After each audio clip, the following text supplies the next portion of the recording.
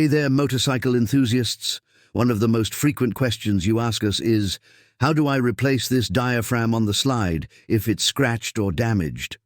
So far, we haven't actually made a video on that topic, but that changes now. We're starting a whole series on this, so you can see how to replace the diaphragm on your motorcycle. Now, of course, the question arises, when do I even need to replace this diaphragm? I always say in our videos that you should carefully check the diaphragm, and now you might find a spot that looks like this one here. You can see that it's already damaged on the surface. I always run my glove or finger behind it so you can clearly see the damaged spot.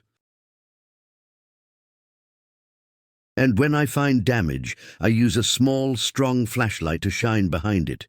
Here, we don't see any light yet, even though there's a visible small damage up top. Now let's take a look at this other diaphragm I found for you. It looks similar, but when I shine the light behind it, you can clearly see that a small hole has already formed.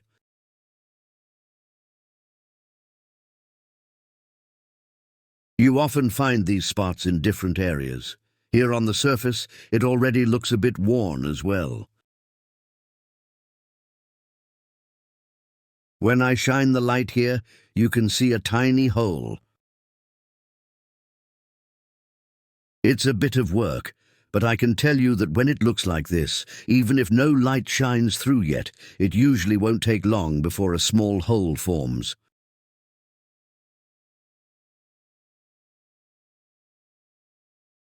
So if you've already taken the trouble to thoroughly clean the carburetor and are installing a new repair kit, which you can find in our video description, you should also check out our shop and order the diaphragm right away.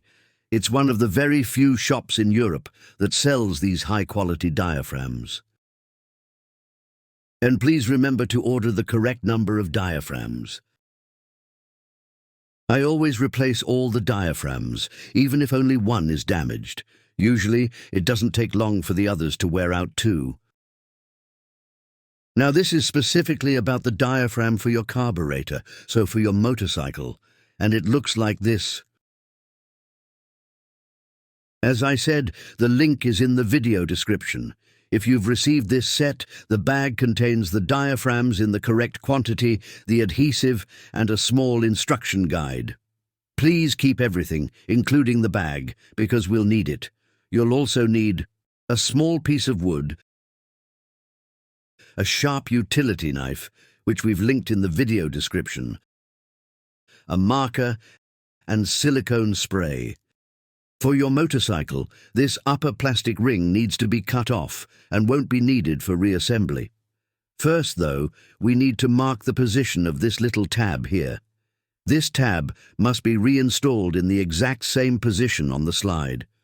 For that, we'll use the marker, and I recommend working as precisely as possible.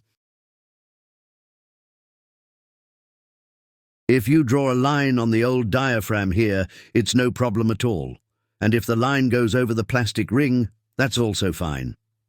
So please work as accurately as possible here. And the mark should be visible on the metal part of the slide.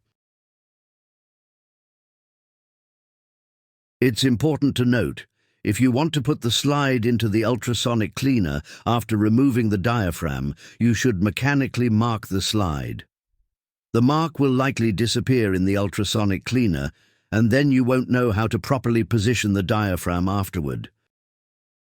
Now that we've marked everything carefully, fold the diaphragm down and lay the slide at an angle on this small piece of wood. You can, of course, approach this differently, but for me, this method has proven to be the best. If you have a sturdy utility knife like this one, you can work with some pressure from above to cut the plastic ring. As I mentioned, you won't need this ring afterward.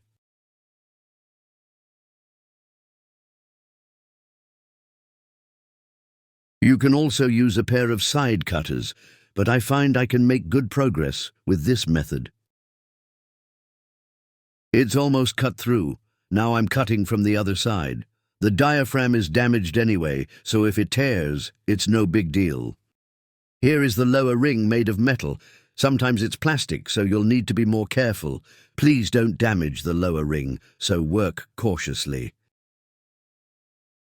Now the plastic ring is open. We can remove it now.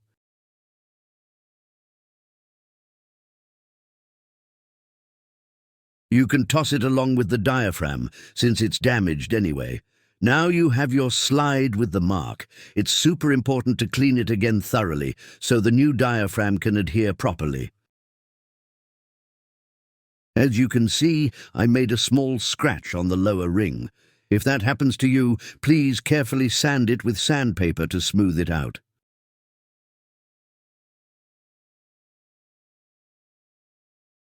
So friends, I have 4 new diaphragms in front of me because I'm working on a carburetor from a 4-cylinder engine.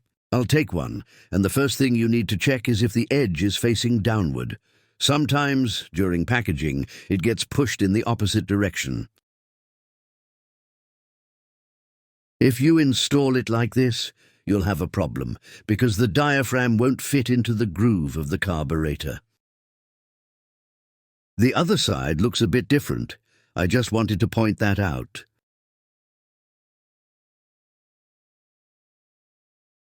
So please pay attention.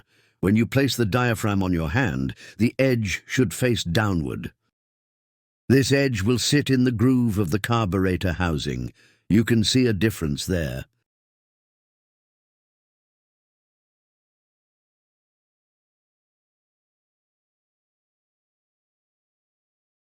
Now you can try fitting it without adhesive. It's a bit tricky and takes some practice. The diaphragm needs to be placed with the tab at the marked spot. It helps if someone holds the slide for you while you work. If you have someone to assist, it's much easier. If you use a vise, be very careful not to damage the slide.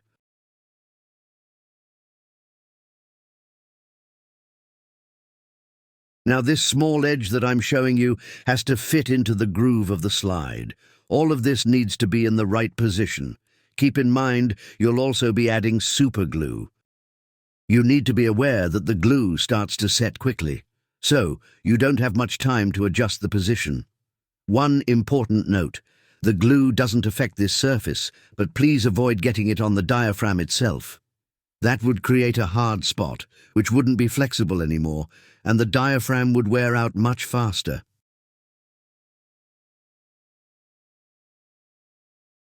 I recommend practicing this a few times so you can get the diaphragm aligned with the tab at the marked spot.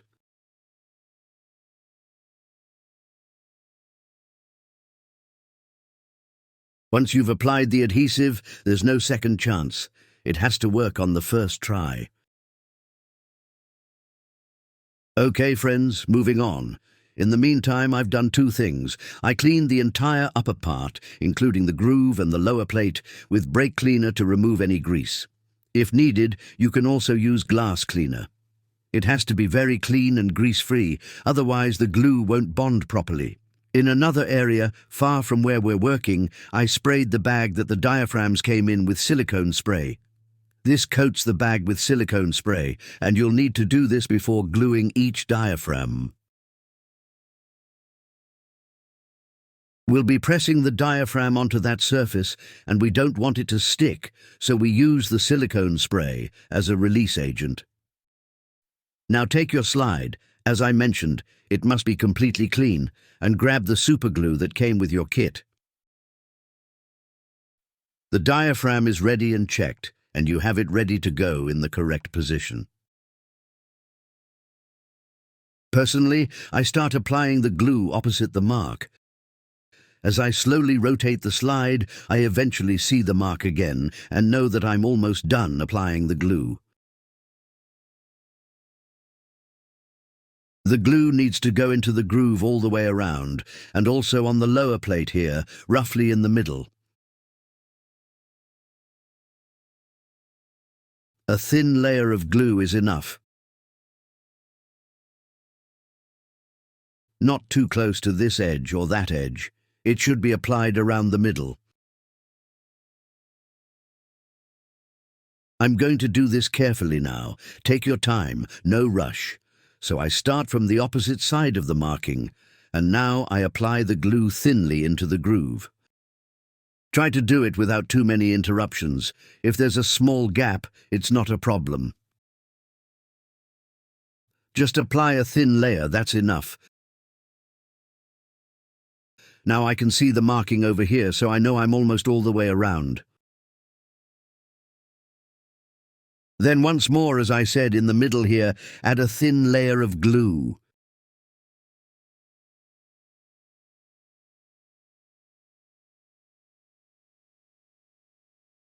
That's okay, looks good. Tighten the glue cap and set it aside. And now comes the part you've practiced. It needs to work on the first try. Align the tab with the marking, and the diaphragm must be placed here. And please, be careful not to smear the glue onto the diaphragm itself.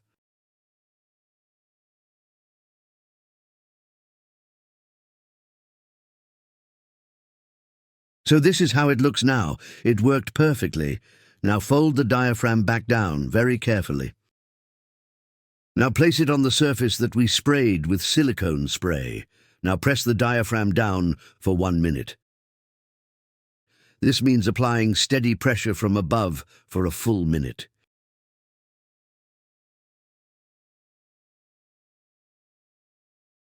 Now you can carefully lift it off. That's why we use the silicone spray, so it doesn't stick. Take a look, everything looks good on top. A bit of silicone on the diaphragm isn't a problem at all. Now fold it back into its normal position so you can check underneath. And look, it looks perfect. This is exactly how it should look, with the edge fully seated all around. And one more very important thing, don't install it immediately. Let it cure for 8 hours, very important. So just set it aside, and after 8 hours, you can continue with installing the slide into the carburetor. Please remember to check the video description. You'll find all the materials you need there, including fully assembled slides if they're available for your motorcycle. This gives you the option to say, okay, before I take on this project, I'll just order a complete slide and install that instead. So friends, that's it from us for today with this video. As always, I hope you enjoyed it and found it helpful. I wish you much success with your project and lots of fun wrenching. See you in the next video. Later, Gator.